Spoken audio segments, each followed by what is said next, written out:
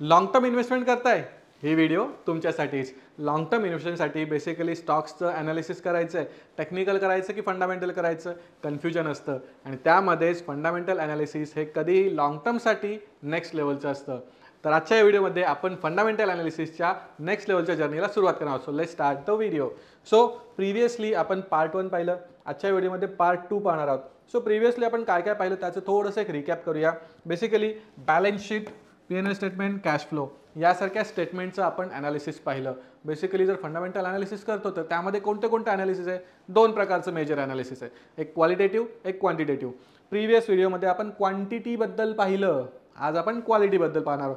क्वांटिटीमध्ये त्यांचं statements analysis असेल किंवा रेशिओज ॲनालिसिस असेल यासारख्या गोष्टी पाहिल्या. आणि आज आपण जे क्वालिटेटिव्ह ॲनालिसिस करणार आहोत त्यामध्ये पाहणार आहोत कॉम्पिटिटिव्ह ॲडव्हान्टेज.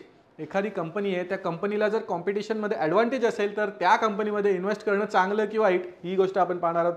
मॅनेजमेंट जर चांगली असेल तर त्याचे फायदे काय आहेत, ॲब्सोल्युटली जर चांगल्या गोष्टी आहेत तर त्यामध्ये इन्व्हेस्टमेंट करणंसुद्धा आपल्याला फायद्याचं ठरेल. त्यानंतर स्ट्रेंथ अँड वीकनेसेस, हे स्वॉट ॲनालिसिस काय असतं त्या गोष्टी आजच्या व्हिडिओमध्ये आपण पाहणार आहोत. जसं की आपल्याला माहितीच आहे कॉम्पिटिटिव्ह ॲडव्हान्टेज म्हणजेच यामध्ये आपण जर पाहिलं तर यामध्ये ब्रँड्सच्या बाबतीत आपण पाहिलं तर एक ॲपलसारखी कंपनी ही ब्रँड असल्यामुळे त्यांचा सेल किती होतं बघा.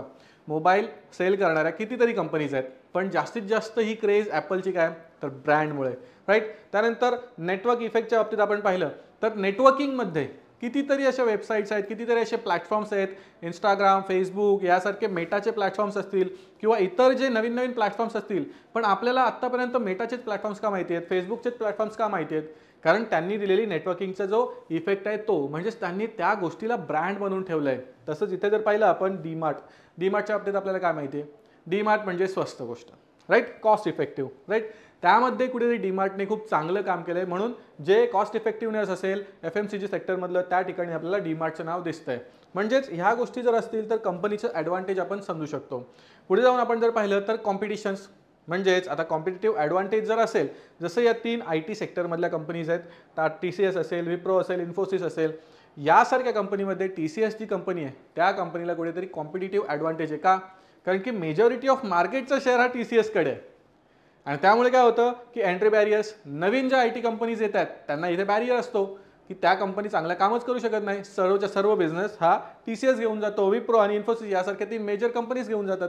त्यामुळे ह्यासारख्या कंपनीजमध्ये इन्व्हेस्टमेंट करणं हे आपल्याला बेनिफिशियल का ठरणार आहे तर कॉम्पिटिटिव्ह ॲडव्हान्टेज, राईट. त्यानंतर जर आपण पाहिलं तर ज्या कंपनीज आहेत त्या कंपनीजमध्ये त्या कंपनीजचे बोर्ड ऑफ डायरेक्टर्स, त्यांचे CEOज हे जर पॉझिटिव्हली काम करत असेल तर ती कंपनी कुठेतरी अजून जास्त पुढे जाऊ शकते. जसं की तुम्ही ॲपलच्या बाबतीत पाहिलं किंवा इंटरनॅशनल लेवलला जे मल्टीनॅशनल लेवलच्या ज्या कंपनीज आहेत त्यांच्या CEOजच्या नावांची चर्चा असते. आता आपल्याकडे CEOज म्हणण्यापेक्षा त्या कंपनीचे लीडर आपण म्हणूया. काही कंपन्यांचे लीडर आहेत जसं की रिलायन्सचं नाव कोणामुळे चालतं आहे तर मुकेश अंबानींमुळे चालतं. ते जर या ठिकाणी नसते तर त्या कंपनीमध्ये तेवढ्या लेवलची इन्व्हेस्टमेंट आली असती का तर कुठेतरी नाही. टाटा इंडस्ट्रीजचं, टाटा ग्रुपचं जे नाव चाललं होतं ते कोणामुळे चालतं आहे तर बेसिकली टाटांमुळे चालत होतं. आणि त्यानंतर आता ती कंपनी खूप मोठी झाल्यामुळे त्याला तेवढा इफेक्ट होणार नाही आहे. तसंच जर आपण पाहिलं तर किंगफिशर जी कंपनी होती त्या किंगफिशरचं सुद्धा जे ओनर आहेत त्यांनी ज्यावेळेस चांगला परफॉर्मन्स दिला त्यावेळेस त्या कंपनीला नेक्स्ट लेवलला घेऊन गेले. पण ज्यावेळेस त्यांनी कुठेतरी चुकीच्या गोष्टी करायला सुरुवात केल्या तेव्हा त्या कंपनीला सुद्धा ते घेऊन गेले.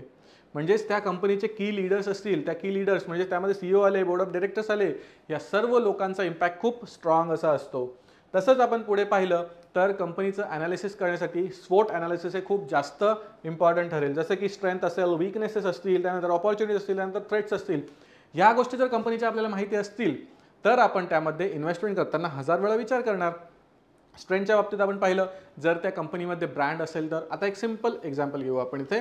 आपण टेलिकॉम सेक्टरचं एक्झाम्पल घेऊया. रिलायन्स, एअरटेल असेल, त्यानंतर वोडाफोन आयडिया असेल, यासारख्या 3 मेजर कंपनी सध्या टेलिकॉम सेक्टरमध्ये आहेत. मग त्यामध्ये स्ट्रेंथच्या बाबतीत कोणाची स्ट्रेंथ कशामध्ये ते आपण पाहूया. स्ट्रेंथच्या बाबतीत स्ट्रॉंग ब्रँड कोणाचा आहे, ॲब्सोल्युटली जिओचा स्ट्रॉंग ब्रँड आला आहे. त्यामुळे इथे स्वॉट ॲनालिसिसमध्ये Sला आपण इथे जिओला इथे कन्सिडर केलं. चला इथे लिहूया आपण जिओ.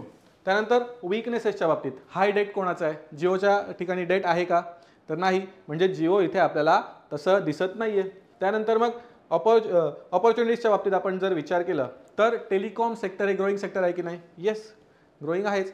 त्यानंतर थ्रेट्समध्ये कॉम्पिटिशन. तर जिओला कॉम्पिटिशन आहेत का? सध्या तरी कुठेच कॉम्पिटिशन नाही आहे. त्यामुळे व्ही असेल, एअरटेल असेल आणि जिओ असेल, यामध्ये जिओ कुठेतरी आपल्याला विन होताना दिसतोय. म्हणून जिओसारख्या कंपनीमध्ये इन्व्हेस्ट करणं हे आपल्याला प्रेफरेबल असेल. आता हे स्टॉक्स तुम्हाला शेअर मार्केटमध्ये ते लिस्ट आहेत की नाहीत हे सर्व शहानिशा करूनच त्यामध्ये काम करायचं आहे, राईट. पुढे जाऊन जर आपण पाहिलं तर व्हॅल्यू आणि प्राईस यामधलं थोडंसं डिफरन्स आपण समजून घेऊया. कारण की आपण सांगतो की शेअरची प्राईस एवढी आहे, त्या प्राईसला मी खरेदी करायचं आहे, पण आम्ही म्हणतो त्या व्हॅल्यूला खरेदी करा. हे व्हॅल्यू म्हणजेच काय? तर त्या शेअरची इंट्रेन्सिक व्हॅल्यू, ॲक्च्युअल व्हॅल्यू त्याला आपण म्हणू शकतो. ती ॲक्च्युअल व्हॅल्यू काय असते? तर इथे हा ग्राफ तुम्हाला दिसतोय, या ग्राफमध्ये येलो लाईन दिसते. ही येलो लाईन शो करते इंट्रेन्सिक व्हॅल्यू आणि ही white and grey line show करते मार्केट प्राईस. आता ज्या वेळेस या येलो लाईनच्या वर म्हणजेच इंट्रेन्सिक व्हॅल्यूच्या वर मार्केट प्राईस ज्या वेळेस असते त्यावेळेस मार्केट हा ओव्हर व्हॅल्यूड असतो. ओव्हर व्हॅल्यू म्हणजे काय? ते कुठेतरी इन्फ्लेटेड मार्केट असतं, ते कुठेतरी जास्त एक्सपेक्टेड केलेलं मार्केट असतं, ते खाली येण्याचे चान्सेस खूप जास्त असतात. आणि तेच जर तो अंडर व्हॅल्यूड असेल तर त्यावेळेस तुमची इन्व्हेस्टमेंट करणं हे कधी चांगलं फायद्याचं असतं. मग इथे आपण पाहिलं की इन्व्हेस्टमेंट हे करताना आपण व्हॅल्यूसुद्धा कन्सिडर केली पाहिजे. त्यानंतर आपण जर कंपनीचं ॲनालिसिस करतो तर कंपनीचं ॲनालिसिस कुठे करणार? तर कंपनीच्या रिपोर्ट्समध्ये. कंपनीच्या रिपोर्ट्समध्ये तुम्हाला सर्व गोष्टी मिळणार, क्वालिटेटिव्ह आणि क्वांटिटेटिव्ह ॲनालिसिस. हे जे ॲनालिसिस आहे हे रिपोर्ट्स मग आपल्याला त्यामध्ये काय मिळणार? तर फिनान्शियल्स जसं की स्टेटमेंट्स असतील आणि हे मॅनेजमेंटचं डिस्कशन्स असतील.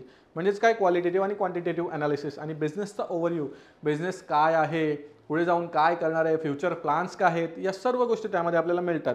मग त्यामध्ये हे जे कम्प्लिटली जे रिपोर्ट असेल ते त्या रिपोर्टनुसार ती कंपनी हे रिस्क फॅक्टरमध्ये येते कुठे येते हे आपल्याला कळतं. हे जे रिपोर्ट असतं, हे जे रिपोर्ट आपण पाहतो त्यामध्ये हे प्रेझेंटेशन म्हणून एक पार्ट असतो. तो प्रेझेंटेशन जर आपण पाहिला तर कसं रिपोर्टमध्ये जवळजवळ 100, 100, 200 किती पेजेस आहेत हे आपल्या हातात नाही आहे.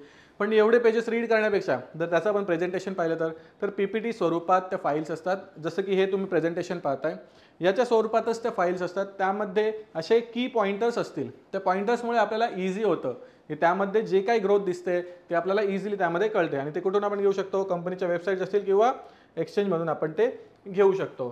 त्यानंतर मग ह्या ज्या कंपनीज आहेत या कंपनीजला कोणत्या रेटिंग एजन्सीने काय रेटिंग दिली आहे त्यानुसार सुद्धा त्या कंपनीमध्ये आपण इन्व्हेस्ट करू शकतो. ते आपल्याला कुठे पाहायला मिळेल? तर इकॉनॉमिक टाइम्स असेल किंवा मनी कंट्रोल असेल यासारख्या वेबसाईट्स असतील. जर यांचा गुड न्यूज असेल तर ग्रोथ सिग्नल आपल्याला चांगला आहे, बॅड न्यूज असेल तर रेड फ्लॅग आहे. सिंपल या पद्धतीने आपण त्यामध्ये इन्व्हेस्ट करू शकतो. पुढे जर आपण पाहिलं तर हे जे स्टॉक्स आहेत हे कुठे सर्च करायचे? स्टॉक सर्च करण्यासाठी आपल्याकडे काही वेबसाईट्स आहेत. त्यामध्ये screener.in असेल, टिकरटेप असेल, मनी कंट्रोल असेल, चार्टिंग असेल, यासारख्या वेबसाईट्स आपल्याकडे आहेत. स्क्रीनर्समध्ये आपल्याला काय मिळेल? तर त्या स्टॉकचा ओव्हरव्ह्यू. टिकरटेपमध्ये काय मिळेल? पूर्ण ओव्हरव्ह्यू. त्याच्यासोबतच तुम्हाला काही वेगवेगळ्या प्रकारचे असे रेशिओज असतील, त्या रेशिओजचं इथे डिटेल ॲनालिसिस मिळेल. त्यानंतर मनी कंट्रोलमध्ये सुद्धा आपल्याला त्या गोष्टी मिळतील. आता ह्या टिकरटेप सारख्या ज्या वेबसाईट्स आहेत त्या सर्व वेबसाईट्सचा एक व्हिडिओ आपण तुमच्यासमोर घेऊन येणारच आहोत की ज्यामध्ये त्या वेबसाईट्सला कसं तुम्ही ओपन करायचं, त्यामध्ये कशा पद्धतीने स्टॉक सर्च करायचं, कसं ॲनालिसिस करायचं, हे सर्व गोष्टी आपण यामध्ये घेऊन येणार आहोत. चार्टिंग असेल, हे सर्व गोष्टी आपल्याला इथे पाहायला मिळतात. मग आता इथे सिंपल एक एक्झाम्पल मी तुमच्यासमोर ठेवलं आहे की एक कंपनी आहे HDFC आणि TCS, या दोन कंपनीजचं आपण एक्झाम्पल घेतलं आहे. सेक्टर पण त्यांचं आपण इथे डिफाईन केलेलं आहे. HDFC finance sector, TCS IT sector. त्यानंतर वाय टू ट्रॅक, का आपल्याला ट्रॅक करायचं आहे? तर सिंपल, HDFCमध्ये स्ट्रॉंग मॅनेजमेंट आहे. कंपनीच्या बाबतीत आपण पाहिलं तर स्ट्रॉंग मॅनेजमेंट. त्यानंतर TCSच्या बाबतीत पाहिलं तर मार्केट लीडर आहे, राईट. आणि ही जी फेअर व्हॅल्यू, आता फेअर व्हॅल्यू काय असते? जी मी इंट्रेन्सिक व्हॅल्यू सांगितली तुम्हाला ती या शेअरची आहे. आता 3,300 आणि 2,400 ॲक्च्युअली याची करंट मार्केट प्राईस काहीतरी असेल 25 to 2600 अशी प्राईस असू शकते. आणि 3,300 TCSची प्राईस आहे, म्हणजेच हीच प्राईस असू शकते काहीतरी 3,500च्या आसपास असू शकते. आता मार्केट प्राईस ही फ्लक्च्युएटेड असते म्हणून मी एक्झॅक्ट तिथे नंबर टाकत नाही आहे. पॉसिबल झालं तर ते पण आपण करूया. सो ही प्राईस या ठिकाणी आपल्याला दिसतंय. म्हणजेच काय मला सांगायचं काय की तुम्ही या पद्धतीने जरी सेक्टर ओरिएंटेड स्टॉक कोणता आहे, का त्याला ट्रॅक करायचं, त्याची फेअर व्हॅल्यू काय, हे सगळं जर तुम्ही पाहिलं तरीसुद्धा तुम्ही एक चांगली लिस्ट बनवू शकता, एक चांगली वॉच लिस्ट बनवू शकता, जेणेकरून त्या वॉच लिस्टमधून एक चांगले स्टॉक तुम्ही इथून सिलेक्ट करू शकता. पुढे जाऊन आपण जर पाहिलं तर काही वॉर्निंग्स, काही जे सिग्नल्स असतील ते जर कंपनीच्या बाबतीत आपण पाहिलं तर कोणते कोणते आहेत? So basically failing revenues, right. म्हणजे रिव्हेन्यू जर त्यांचा फॉल होतो आहे तर त्यामध्ये त्या अशा कंपनीजमध्ये आपण काय इन्व्हेस्ट करावं? सिंपल, कोणतीही कंपनी असेल ज्या कंपनीचा सेल कमी झाला आहे त्या कंपनीवरचा जो इन्व्हेस्टर आहे त्याचा ट्रस्ट हा कुठेतरी कमी होतो. त्यामुळे यासारख्या कंपनीजमध्ये आपण इन्व्हेस्टमेंट करणं हे कुठेतरी अवॉइड केलं पाहिजे. त्यानंतर हाय प्रमोटर प्लेजिंग. आता हे प्लेजिंग काय असतं? बेसिकली तुम्ही जे शेअर खरेदी करता, ह्या प्लेजिंगबद्दल थोडक्यात आपण बोलूया. हे जे शेअर तुम्ही खरेदी करता, तुम्ही किंवा जे ओनर असतील कंपनीचे ते सुद्धा त्यांच्याकडे सुद्धा शेअर्स आहेत. मग ह्या शेअर्सला तुम्ही हे कर्ज स्वरूपात तुम्ही ते गहाण ठेवू शकता. प्लेजिंग मीन्स गहाण ठेवणे इनडायरेक्टली. सो त्यानुसार तुम्ही त्या अमाऊंटवर प्लेज अमाऊंट घेऊन त्या अमाऊंटने सुद्धा तुम्ही काही ट्रेड्स करू शकता किंवा कर्ज घेऊ शकता, काही करू शकता. तर ही प्लेजिंग करण्याची जी कन्सेप्ट आहे, ही जर प्रमोटर जो आहे त्या प्रमोटरने जर मोठ्या प्रमाणात कर्ज घेतलं असेल तर मग ते कुठेतरी कंपनीला धोकादायक ठरतं. त्यानंतर ऑडिटर रेझिग्नेशन्स, म्हणजेच ऑडिटर जे असतील ते ज्यावेळेस कंपनीचं ऑडिट करतात आणि त्यानंतर रेझिग्नेशन देतात, याचा अर्थ असा समजायचा की ऑडिटरला त्याचा रिपोर्ट कोणाला द्यायचा नाही आहे. कंपनीचं नाव खराब होऊ शकतं त्यामुळे आणि स्वतः त्याची नोकरीसुद्धा जाऊ शकते. त्या व्यतिरिक्त अगोदरच मी रिझाईन केलेलं बरं आहे. त्यानंतर इन्क्रीजिंग डेट. ॲब्सोल्युटली कंपनीवरचं जर कर्ज वाढतंय हे कितपत चांगलं आहे? कोणाला कर्ज आवडतं? हे कर्ज कधीही कमी असेल तर आपल्याला फायद्याचं आहे. जास्त कर्ज असेल तर ते कंपनीच्या फायद्याचं कधीच नसतं.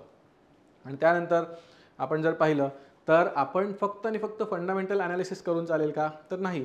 फंडामेंटलच्या सोबत जर तुमच्याकडे टेक्निकल ॲनालिसिससुद्धा असेल, फंडामेंटल आपल्याला काय सांगतं? त्या कंपनीचं व्हॅल्युएशन, आणि टेक्निकल आपल्याला चार्ट दाखवतं की कशा पद्धतीने त्या कंपनीची प्राईस वाढली आहे, कमी झाली आहे. हे फंडामेंटल ॲनालिसिस आपल्याला सांगतं की कधी शेअर बाय करायचा, आणि टेक्निकल ॲनालिसिस आपल्याला सांगतं केव्हा तो बाय करायचा. हे दोन्ही गोष्टींचं जर आपण कॉम्बिनेशन केलं तर आपण कुठेतरी एक चांगली स्टॉक त्यामध्ये नक्कीच सिलेक्ट करू शकतो. त्यानंतर फायनली या व्हिडिओमध्ये आपण काय पाहिलं त्या बाबतीत थोडंसं पाहूया. Quality management. कंपनीच्या मध्ये ती क्वालिटी आहे की नाही, त्याची मॅनेजमेंट प्रॉपर आहे की नाही ते आपण पाहिलं. त्यानंतर स्वोट ॲनालिसिस पाहिलं, मोट पाहिलं, त्यानंतर व्हॅल्युएशन अँड इंट्रिन्सिक व्हॅल्यू ह्या गोष्टी पाहिल्या. त्यानंतर ॲन्युअल रिपोर्ट्स असतात, त्यांचे प्रेझेंटेशन असतील त्या गोष्टी पाहिल्या.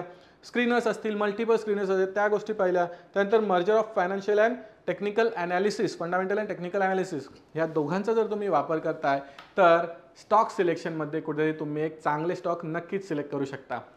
ही व्हिडिओ तुम्हाला आवडली असेल तर लाईक करा, शेअर करा, कमेंट करा, आणि अशाच प्रकारच्या एनर्जेटिक कंटेंटसाठी आमच्या चॅनलला सबस्क्राईब करा. भेटूया पुढच्या व्हिडिओमध्ये.